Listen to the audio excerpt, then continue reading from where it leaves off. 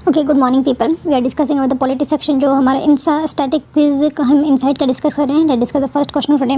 First question about the Indian parliamentary model of government के बारे में भी दिया गया है। पहली बात तो पता ही होना चाहिए इंडियन पार्लियामेंट्री कहाँ से लिया गया है। हमारा जो स्ट्रक्चर है government of India act of 1935 से लिया गया है। नंबर फर्स्ट ये याद रखना, government of India act of 1935 की बात करें तो यहाँ पे ही बाइकैमरल सबसे पहले लेकर आया गया था if at the central level और प्रोविंशियल लेवल जो भी आप कहना चाहते हैं, क्योंकि जो प्रोविंसेस में ही हमारे बाइकैमरलिज्म सिस्टम आएगा।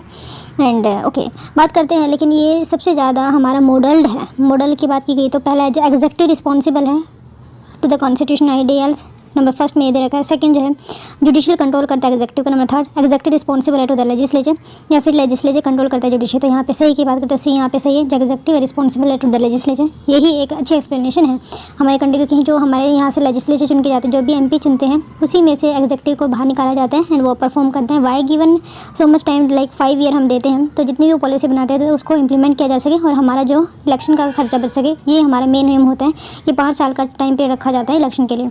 Next question is about the budgetary control. Budgetary control जब हम बात करते हैं एग्जेक्टिव किस तरीके से हो सकता है, पार्लियामेंट एक्सरसाइज बजटरी कंट्रोल, क्योंकि देखो जितना भी नॉन चार्ज एक्सपेंडिचर है वो वोट किया जाता है। वोट सिर्फ और सिर्फ गवर्नमेंट के द्वारा नहीं किया जाता है बल्कि पार्लियामेंट के द्वारा किया जाता है, पहली बात तो।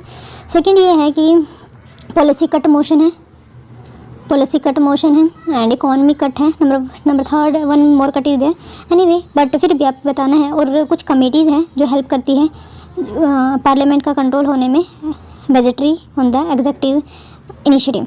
तो वो कौन सी कमेटी है बताना है आपको। The parliamentary exercise budgetary control over the adjective that is before the appropriate of the grant through the enactment of budget. मतलब बजट से पहले एक कमेटी के पास जाते हैं, तो वो कौन सी कमेटी है जो बजट को ठीक ढंग से देखती है कि ये सही है या नहीं है, और वो MPs ही चुनाए जाते हैं उसमें, तो आपको ये बताना है। तो डिपार्टमेंटल स्टैंडिंग कमेटीज़ हैं जिसको बजटरी प्रोसेस में 75 दिन का टाइम दिया जाता है, जिसमें ये अपना काम करती है। और ये है क्या, बजटरी कंट्रोल करता है एग्जेक्टिव 2 स्टेजेस में। Budgetary control at control before the appropriation of the grant and second is public account committee भी हेल्प कर सकती है। Department standing committee consider the take demand for the grants of the concern ministries. Okay, next question पे चलते हैं। Next question is about consolidate contingency fund. देखो हमारे government of India के 3 फंड है, consolidate fund of India, public fund and contingency fund. ठीक है, consolidate fund में जितने भी टैक्सेस होते हैं वो रखे जाते हैं, जितने भी लोन्स होते हैं जो गवर्नमेंट को चुकाने होते हैं वो हमारे पब्लिक अकाउंट में रखे जाते हैं। एंड देन कंटीजेंसी, जब अगर कोई भी कंटीजेंसी हो जाती है तो ये जो फंड है वो प्रेसिडेंट के ऊपर, मतलब प्रेसिडेंट के पास होता है एंड प्रेसिडेंट अपनी मर्ज़ी से कहीं भी कंटीजेंसी में पैसे दे सकते हैं। नंबर खासियत इस कंटीजेंसी फंड की ये है कि इसको रिकॉग्नाइज़ किया गया है कॉन्स्टिट्यूशन के द्वारा, बट कुछ रिकॉग्नाइज़ किया गया है, लेकिन इसमें जो पैसे ऐड किए जाते हैं वो गवर्नमेंट ऑफ इंडिया एक्ट के हिसाब से किए जाते हैं। मतलब गवर्नमेंट को पहले कानून बनाना पड़ता है। अभी 500 करोड़ फिलहाल इसकी लिमिट है, लेकिन ये तय किसके हिसाब से होती है, तो गवर्नमेंट ऑफ इंडिया एक्ट, नाम क्या है इसका, कंटीजेंसी फंड एक्ट कुछ ऐसे ही करके 1950, उसके हिसाब से इसमें पैसे डाले जाते हैं। तो द फंड जो एस्टैब्लिश किया गया directly by the constitution of India is it the fund is placed at the disposal of the president. Disposal पे रहता है प्रेसिडेंट के। No such fund exist at the state level. क्या आपको बताना है कौन सा यहाँ पे सही है। सही की बात करें तो सिर्फ यहाँ पे सेकंड सही है, क्योंकि डायरेक्टली नहीं, सिर्फ रिकॉग्नाइज किया जाता है कॉन्स्टिट्यूशन ऑफ इंडिया। इस कॉन्स्टिट्यूशन में इसके बारे में दे रखा है, आई थिंक 107 आर्टिकल है, लेकिन ये सिर्फ डायरेक्टली नहीं है। हम पहले एक लॉ बनाते हैं, उसके हिसाब से कितना पैसा डालना है तो कंटीजेंसी फंड में, तो ये बात है, लेकिन डायरेक्टली नहीं, ये भी याद रखना। The president disposal the president के बताया, जो कि नो सच फंड नहीं। स्टेट में भी ये ऐसा फंड एग्जिस्ट करता है। पार्लियामेंट में by law establishing a contingency fund in the nature and placed to be entitled the contingency fund of India into which shall be paid from time to time such sum as may be determined such law। तो law के हिसाब से article 15 and 116 दे रखा है parliament. The state legislature also contingency fund वहाँ पे भी होता है। In the nature of the present to be entitled the contingency fund of the state into which shall be paid from the time to time such as may be determined by such law। तो state level के law के हिसाब से determine किया जाता है उसका पैसा, तो ये याद रखना स्टेट लेवल में भी एग्जिस्ट करता है। और एक कौन सा आर्टिकल में दे रखा है, तो 102, 05 एंड 206। नेक्स्ट क्वेश्चन पे चलते हैं। Next question is about the chairperson of panchayat at the village level shall be elected in such a manner as the legislature of state में by law provide. It mean that the chairperson of panchayat level पे, village level पे बात की जा रही है, shall be elect किया जाता है in such a manner as the legislature, जो स्टेट लेवल पे बाय लॉ प्रोवाइड करता है। क्या ये सही है। नंबर सेकंड,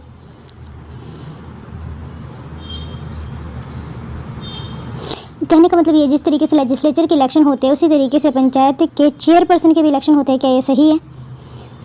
जैसे हमारा स्पीकर की बात कर लीजिए, तो वो ओके। सेकंड स्टेटमेंट दे रखा है, the chairman of panchayat and other member of panchayat whether or not chosen by direct election from territorial, it mean that the chairperson of panchayat is not directly elected नहीं होते हैं। तो ये दे रखा है। तो आपको बताना कौन सा यहाँ पे सही है। सही की बात करें दोनों के दोनों सही है।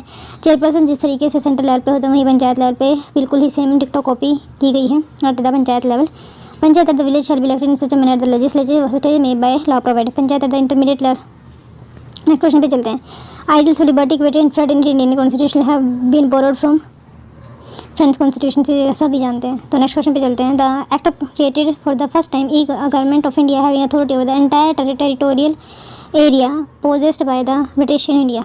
ओके, पहला जो act for the first time government of India ने अथॉराइज किया था कि जहाँ पे टेरिटोरियल इंडिया है तो कौन से एक्ट में, मतलब कहीं पे डिफाइन किया इंडिया क्या है एज पर द ब्रिटिश गवर्नमेंट, तो कौन से एक्ट में डिफाइन किया गया था। 1833 के एक्ट के हिसाब से ये जो है काम किया गया था। Act charter act of 1833 was the final step toward the centralisation of British India. It made the governor general Bengal as the governor general of India. तो वहीं से ही हमारा कंसोलिडेशन स्टार्ट हो गया था। एंड जितने भी जो बॉम्बे की एंड मद्रास की प्रेसिडेंसी है उसकी पावर को छीन के गवर्नर जनरल ऑफ बंगाल का नाम चेंज करते हुए बंगाल गवर्नर ऑफ इंडिया कर दिया गया था। उनकी पावर को छीन लिया गया था। एंड इस पर्सन जो गवर्नर जनरल ऑफ बंगाल था या फिर governor general of India at that point of time 1833 में कह सकते हैं कि उसके ऊपर ये सारी पावर दे दी गई थी। नेक्स्ट क्वेश्चन पे चलते हैं। बेसिक स्ट्रक्चर है कौन सी केस के हिसाब से लेकर आया गया था, तो केशवानंद भारती केस है, ये आप याद रख सकते हैं। सिंपल याद रखने की जरूरत सीख है। Keshavananda Bharati case versus state of Kerala. Article 360 of the constitution deal करता है कॉन्स्टिट्यूशन किस तरीके से चेंज किया जा सकता है, बट जुडिशल रिव्यू इनका हो सकता है, लेकिन पहले नहीं होता था। जो भी हमारे कॉन्स्टिट्यूशन अमेंडमेंट रील जो कॉन्स्टिट्यूशन अमेंडमेंट के वो लॉ की डेफिनेशन में नहीं आता, ये भी याद रखना। लेकिन यहाँ पे कॉन्स्टिट्यूशन अमेंडमेंट करके केशवानंद भारती केस के हिसाब से क्विक डेट स्पेसिफाई कर दी गई थी 24 मार्च 1973 के बाद वो जितने भी लॉ बने उनका सबका जुडिशल रिव्यू हो सकता है, ये इस बात में कहा गया था। Next question is about their is no mention the district court in the constitution, is it. Number second thing, the district court जो भी है द डिस्ट्रिक्ट जजेस are appointed by the governor in consultation with the high court, is it.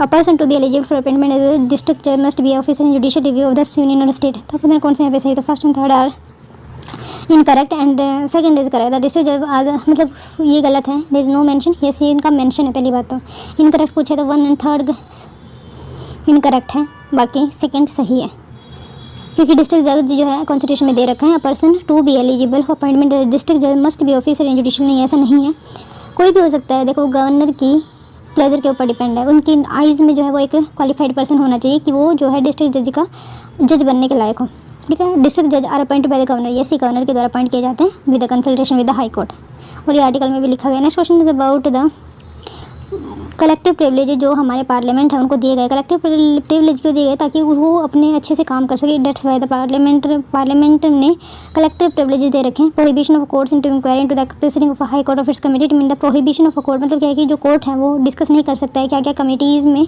क्या क्या बताया गया। Number second, जो power house of to punish member punish कर सकता है आउटसाइडर को ब्रीच ऑफ द प्रिविलेजेस में, तो ये कलेक्टिव प्रिविलेजेस हैं हमारे पार्लियामेंट का। राइट टू पनिश हो its report debate and proceeding जो है प्रोहिबिट की गई है पब्लिशिंग इन द सेम। तो तीनों की तीनों सही है। तीनों की तीनों ऐसे काम हैं जिसमें गवर्नमेंट या फिर पार्लियामेंट जो है कलेक्टिव प्रिविलेजेस जो एंजॉय करते हैं। Next question is about the consider the following statement regarding committee on private member bill. Next question है प्राइवेट मेंबर बिल के रिगार्डिंग। प्राइवेट मेंबर बिल, पहली बात तो ये सिर्फ शुक्रवार को ही प्रस्तुत किया जा सकता है। और प्राइवेट मेंबर बिल का मतलब क्या होता है कि कोई नॉन, एक तो एमपी हो या फिर और second at the same point of time non minister हो। ये गवर्नमेंट की पार्टी का भी हो सकता है, एग्जेक्टिव का भी पार्ट हो सकता है, लेकिन आउटसाइड एग्जेक्टिव या फिर लोकसभा का भी पार्ट हो सकता है, या फिर ओवरऑल एमपी हो सकता है। उसमें आता है पार्लियामेंट वो प्राइवेट मेंबर बिल, ठीक है। जो committee classify bill and allocate time for the allocation bill and resolution, नहीं कमेटी के पास ये बिल नहीं भेजा जाता है। This is a special committee on to the Lok Sabha, जैसे ये लोकसभा के लिए ही ये स्पेशल कमेटी है। The Lok Sabha is chair by the deputy chief speaker, ये भी सही है। द कमेटी क्लासीफाई करती है बिल को अबाउट एंड एलोकेट करती है टाइम को, किस तरीके से उनको जो है डिस्कशन होना है। तो तीनों की तीनों स्टेटमेंट यहाँ पे सही है, ये भी याद रखना। सिर्फ लोकसभा में ही है ये सब चीज़ें, एंड ये जो है डिप्यूटी स्पीकर के द्वारा चेयर की जाती है in case of the Lok Sabha. The committee classify bill and allocate time for the discussion on a bill and resolution introduce by private member. This is a special committee of the Lok Sabha and consist of 15 member including the deputy, मतलब 15 member की होती है, लोकसभा में होती है, and deputy speaker इसको chair करते हैं। इंपॉर्टेंट क्वेश्चन है, लेट मैं इसका स्क्रीनशॉट ले लूँ, बाद में कभी भी आपको जब भी मुझे लगेगा कि इसको डिस्कस करना चाहिए I will surely discuss it, right. Okay, next question, sovereignty of India का मतलब क्या। देखो सॉवरेनिटी ऑफ इंडिया का मतलब ये कि कोई एक्सटर्नल पावर जो है हमारे कंट्री पे आधिपत्य ना या फिर डिक्टेट ना करे अपने रूल्स एंड कंडीशन। और तो चल देखते हैं। No external power dictate the government of India, yes बिल्कुल सही है। Citizen can not be discriminated against on any ground, ये वैसे गलत हो जाएगा। सॉवरेनिटी का इसका मतलब ये नहीं है। There is a freedom of speech and expression for Indian citizen but that is not the meaning of the sovereignty, तो मेरे हिसाब से पहले ही होना चाहिए इन द रियल वर्ल्ड। तो बी यहाँ पे सही है। ये सॉवरेनिटी इंप्लाइज करता है कि स्टेट जो है दूसरी कोई कंट्री है उसके हिसाब से डिक्टेट ना करें हमारे रूल्स एंड प्रोसीजर कि हम अपने कंट्री में क्या करना चाहिए क्या नहीं करना चाहिए। Next question is the 44th constitution amendment के द्वारा क्या 3 न्यू वर्ड्स ऐड किए गए थे? सोशलिस्ट, सेक्युलर, इंटीग्रेटेड और preamble. The preamble of India जो है ऑब्जेक्टिव रेजोल्यूशन के ऊपर बेस्ड है, तो बताओ कौन सा यहाँ पे सही है? सेकंड सही है, लेकिन फर्स्ट गलत है क्योंकि 42nd कॉन्स्टिट्यूशनल अमेंडमेंट किया गए थे जिसमें ये 3 वर्ड ऐड किए गए थे, तो यहाँ पे सिर्फ बी सही हो जाएगा। नेक्स्ट क्वेश्चन है which of the following constitution tribal right to wear करता है? ट्राइबल मतलब जहाँ पे भी एसटी आता है, चाहे वो रिजर्वेशन से रिलेटेड, तो कौन कौन सी चीज़ें हैं? आर्टिकल 14 येस है, आर्टिकल 15 येस बिल्कुल है क्योंकि उसी से ही रिजर्वेशन उनको मिलता है, आर्टिकल 16 बिल्कुल है, आर्टिकल 30 बिल्कुल है क्योंकि वहीं पे ही माइनॉरिटी जो होती है या SC ST कह सकते हैं तो वो अपना इंस्टीट्यूशन खोल सकते हैं। तो फर्स्ट सेकंड थर्ड फोर्थ चारों के चारों सही हैं। कैसे है 14 मतलब हम जो है डिस्क्रिमिनेशन नहीं कर सकते हैं on the basis of their ethnicity, तो 14 में ये दिया हुआ है। आर्टिकल 15 में उनके रिलीजन से रिलेटेड है एंड 29 और 30 में culture and educational right should be that they enjoy that are given. Next है DPSP जो इंस्ट्रूमेंट ऑफ इंस्ट्रक्शन कहाँ पे कहा गया, तो ये याद रखना है, सिर्फ और सिर्फ लॉजिक इसमें कुछ नहीं है, सिर्फ याद करने का क्वेश्चन है।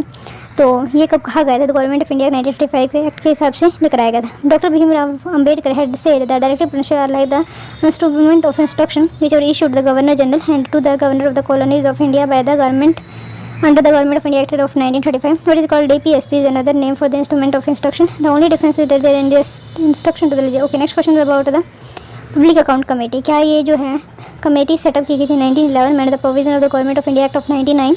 नंबर सेकंड जो मेंबर है इलेक्ट किए जाते हैं according to the proportional representation of means of single transferable vote. Number third it is vested with the power of disallowance of expenditure by the department. देखो third भी सही है, second भी सही है, लेकिन फर्स्ट गलत है मेरे हिसाब से। Second and third should be right, लेकिन सिर्फ सेकंड राइट है। लेट्स सी, क्योंकि 1921 में 1919 गवर्नमेंट ऑफ इंडिया एक्ट के हिसाब से लेकर आया गया था, ये भी आप याद रख सकते हैं। It is not wasted with the power of disallowance of expenditure by the government. मतलब क्या है कि गवर्नमेंट क्या खर्चा करे वो डिसअलाउ नहीं कर सकती है, बस क्रिटिसिज्म कर सकती है ताकि उनकी गवर्नमेंट की आँख खुले। नेक्स्ट क्वेश्चन 16 क्वेश्चन पे चलते हैं। Beginning of a parliamentary system जो है ट्रेक किया जा सकता है 1861 से। चार्टर एक्ट ऑफ 1833 रिकमेंड करते हैं मकौले कमेटी के बारे में एंड चार्टर एक्ट ऑफ 1830 डिप्राई करते हैं governor of Bombay and Madras of their legislative power and the governor general of India was given exclusive power. तो पूरे ब्रिटिश इंडिया में यस थर्ड भी सही है, सेकंड सही है। ये मकौले कमेटी 1833 में ही हाई कर लेकर आया गया था, इसमें ही रिकमेंड किया गया था। एंड फर्स्ट भी मेरे हिसाब से सही है, मेरे हिसाब से फर्स्ट सेकंड थर्ड तीनों के तीनों सही होने चाहिए। लेट्स सी इन्होंने सिर्फ थर्ड दिया है, क्यों? Beginning of the parliamentary system 1853 से ट्रैक किया जा सकता है। It is subject for the first time the legislative and executive power the governor general council. और यहीं पे ही जो है लेजिस्लेटिव पावर थी गवर्नर जनरल की, यहाँ पे एक्सट्रैक्ट कर दी गई थी या फिर अलग कर दी गई थी। Provide for the addition of 6 new member called legislative council to the, मतलब कि यहाँ पे काउंसिल भी ऐड की गई थी। Charter of act of 1850 recommended अंदर। और मकौले कमेटी अलग है, Macaulay committee is different. Okay, ये 1953 में आई थी, मुझे भी नहीं पता था। I am sorry. Next question, parliament under article 368 can amend any part of the constitution is it without affecting the basic structure of Indian question. इसमें क्या इंक्लूड किया जाए? Harmonious and balance between fundamental and DPSP। Yes बिल्कुल है, क्योंकि हमें ध्यान रखना होता है कि फंडामेंटल राइट में DPSP में एक बैलेंस बना रहे। Principle of equality, yes we are trying to inculcate free and fair election if possible, that can also be independence of judiciary. बिल्कुल चारों की चारों यहाँ पे सही है। जब हम बात करते हैं कि हम किस तरीके से किस चीज़ को चेंज किया जा सके, तो बेसिक स्ट्रक्चर को अगर नहीं चेंज हो रहा है तो we can change harmonious and balance between, देखते हैं जिसको हम केरला रीऑर्गेनाइजेशन या फिर हार्मोनाइजेशन के नाम से भी जानते हैं। प्रिंसिपल ऑफ इक्वलिटी, फिर तो you can see the explanation there. लेकिन मैं थोड़ा सा बता दे रही हूँ। Supremacy of the constitution, sovereignty, democratic republic, nature of the Indian politics, secular character of the Indian constitution, part of the basic structure, separation of power between the legislature, executive, judiciary, federal character of the constitution, unity and integrity of the nation, welfare state, social economic justice, judicial freedom and dignity of the individual, parliamentary system, rule of law, harmony, ये all are part of the basic structure. Free and fair election, limited power of the government और parliament to amend the constitution, effective access to justice, principle of reasonableness, power of the Supreme Court under Article 32, 136, 144, 142, power of the High Court under Article 3226 and 227. Next question is the partial protection against the double jeopardy. Double jeopardy में ऐसा कौन सा चीज़ है जो double jeopardy को prohibit करता है। तो कॉन्स्टिट्यूशनल राइट है, यस भी बिल्कुल कॉन्स्टिट्यूशनल राइट है। तो मेरे हिसाब से यहाँ पे ए ही क्वेश्चन, ए ही जो आंसर आपका सही है। बी है fundamental right, yes constitutional right हम डेली सॉरी फंडामेंटल राइट है, ये आर्टिकल 20 में दे रखे हैं। सो कॉन्स्टिट्यूशन भी है, कॉन्स्टिट्यूशन में ही फंडामेंटल राइट रखे गए, तो इस वजह से मुझे लगा कि पहला ही ऑप्शन, मैंने आगे का ऑप्शन पढ़े ही नहीं। पार्शियल प्रोटेक्शन अगेंस्ट द जो पार्टी जो फंडामेंटल राइट है as per under article 20 clause 2 of the Indian constitution in which it state no person shall be prosecuted and punish for the same offence, मतलब कि एक offence के लिए 2 बार punish नहीं किया जा सकता है, ये इसमें कहा गया है। Next question is about the Minerva mill case. ये जो है 1980s में हुआ था, पहली बात तो ये याद रखना। और इसमें जो है कुछ ऐसे ऑलरेडी लॉज थे, जो कुछ ऐसी स्टेटमेंट थी जिनका बहुत अच्छा प्रभाव था, पहली बात। नंबर सेकंड, ये जो है जस्टिस, कुछ प्रमुख जस्टिस उनके द्वारा दी गई थी एंड उनको ही कन्फर्म किया गया, जैसे कुछ केसेस है केशवानंद भारती के 1980s में जो है इसको कन्फर्मेशन मिल गया था बेसिक स्ट्रक्चर को, इसलिए 1980s का जो ये मिनर्वा मिल केस है बहुत ज़्यादा इंपॉर्टेंट रखता है। Okay, apart from the Minerva mill case which of the following case deal with the primacy of fundamental right, मतलब क्या मिनर्वा मिल केस अगर हम छोड़ दिया जाए तो ऐसा कौन कौन से ऐसे जजमेंट आई है तो जिसमें फंडामेंटल राइट को रेनफोर्स किया गया है जब टीपीएसपी के साथ उनका क्लाइजेशन हो रहा था। तो चंपाकन दोराईजन, गोलकानाथ फंडामेंटल राइट को ही सबसे ऊपर बता दिया गया था, बिल्कुल सही है। केशवानंद भारती केस हार्मोनाइजेशन का प्रिंसिपल लेकर आया गया था एंड एडीएम जबलपुर के मेरे हिसाब से चारों के चारों होने चाहिए, तो सी यहाँ पे सही है। सी फर्स्ट सेकंड थर्ड सही है। ADM Jabalpur case is not much more here, यहाँ पे इसकी सिग्निफिकेंस ज़्यादा नहीं। Let's see in the Champakam Dorairajan case 1951 में ही ये स्टार्ट हो गया था। Supreme court rule that in any case of any conflict between the fundamental and DPSP, जो पहले वाला है वो प्रिवेल, मतलब फंडामेंटल राइट प्रिवेल करेंगे अबाउट द डीपीएसपी। सेकंड बात करते हैं गोलकनाथ केस में, तो कम्प्लीटली ये जजमेंट दे दी गई थी, पार्लियामेंट के पास ऐसा कोई हथियार ही नहीं है कि वो चेंज कर सके कॉन्स्टिट्यूशन को, तो फंडामेंटल राइट जो है सैक्रोसैंक्ट इन नेचर है। केशवानंद भारती केस में हार्मोनाइजेशन लेकर आने की कोशिश, लेकिन फिर भी कहीं ना कहीं फंडामेंटल राइट को जो है अपहेल्ड किया गया था। बात करते हैं ADM Jabalpur case versus Vishwanath Shukla case 1976, it is a landmark judgment of the supreme court declared at the right of citizen to move the court for the violation of article 21, 22 and 14 जो है suspended during the emergency. So ये उनको जो है इन्होंने ये कह दिया था कि जो इमरजेंसी के दौरान 14, 21 एंड 22 जो है आर्टिकल है वो उसमें इसको सस्पेंड किया जा सकता है। तो that's why it has importance, मतलब इन्होंने जो फंडामेंटल राइट है उसको जो सैक्रोसैंक्ट है उसको डिक्रीमेंट किया है। Next question is about the select committee. Select committee बारे में मैंने पहले भी आपको बताया है। सिलेक्ट कमेटी फॉर्म की जाती है एग्जामिन करने के लिए particular bill and its member is limited to MP from one house. Number second thing है सिलेक्ट कमेटी जो है सिर्फ लोकसभा में होती है और उसको स्पीकर ऑफ लोकसभा हेड करते हैं and according to the rules of business of the house of parliament all the bill refer to the bill to the parliament committee is mandatory. तो इनकरेक्ट बताना है, तो second and third incorrect because इसको head किया जाता है deputy speaker of Lok Sabha. Select committee are form for the examining yes particular bill के लिए एग्जामिन करने के लिए बनाई जाती है according to the rules of the business of the house of parliament referring this is form by the examining particular bill and its membership is limited to MP from one house. They are chaired by MP from the ruling party since select committee are constituted for a specific purpose they are disbanded after their report. ठीक है, तो मतलब क्या कि standing committee नहीं होती है, मतलब ये एडहोक कमेटी होती है। इनको जब काम खत्म हो जाते हैं इनको डिस्बैंड कर दिया जाता है। फर्स्ट थिंग तो ये याद रखना, select committee of Lok Sabha headed by the speaker of Lok Sabha. Select committee of Lok Sabha headed by the speaker of Lok Sabha, नहीं ये एमपी जो है रूलिंग पार्टी का वो इसको हेड करते हैं। And select committee are form for the examining of particular bill. So इसी के साथ हमारा ये सेशन कंप्लीट होता है। 20 ही क्वेश्चन थे। अच्छा भी हैं।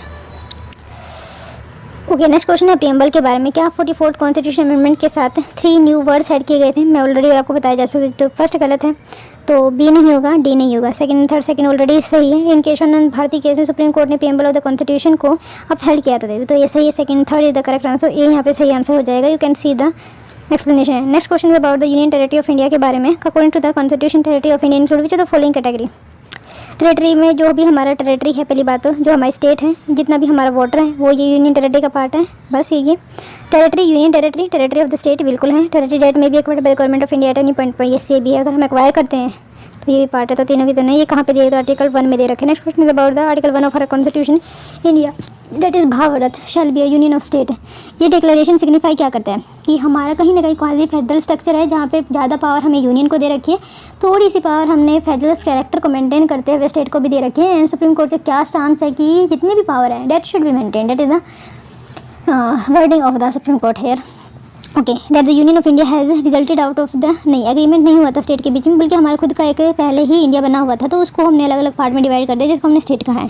दिस कॉम्पोनेंट यूनिट स्टेट है नो राइट टू सेसिड। यस, ये बिल्कुल सही है, तो सेकंड सही है, फर्स्ट गलत है।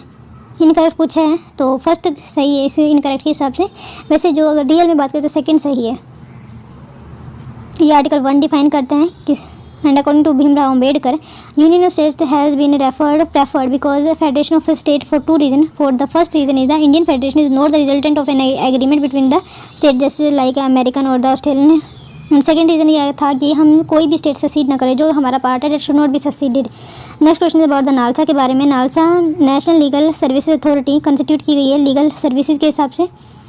Number second 1987 and president of India जो है पैटर्न इन चीफ है इस अथॉरिटी के। ये तो सेकंड तो बिल्कुल ही गलत है। वाई द प्रेसिडेंट यहाँ पे कम आएगा नालसा में, जब जस्टिस का पार्ट है, तो वाई द प्रेसिडेंट जो एग्जेक्टिव का पार्ट है दे कम। बात करते हैं नालसा की 1987 के हिसाब से फ्री लीगल सर्विस देनी होती है, तो फर्स्ट इज करेक्ट है। जो national legal service authority has been constituted under the legal service authority act of 1987 to provide a free legal service to the weaker section of the society and to organise Lok Adalat for the amicable settlement of the dispute. जो chief justice of India है patron chief माने जाते हैं NALSA के, and जो high court के हैं तो सालसा के। स्टेट वाले में जो salsa state legislative authority of उसको हम सालसा जो हाई कोर्ट का चीफ जस्टिस है उसको हेड करते हैं, ठीक है। Next question is about which of the following is not a correct. Fundamental right not sacrosanct, ये गलत हो जाएगा। वैसे सही है, fundamental right not sacrosanct, yes बिल्कुल सही है। Fundamental right promote the idea of political democracy, yes बिल्कुल सही है।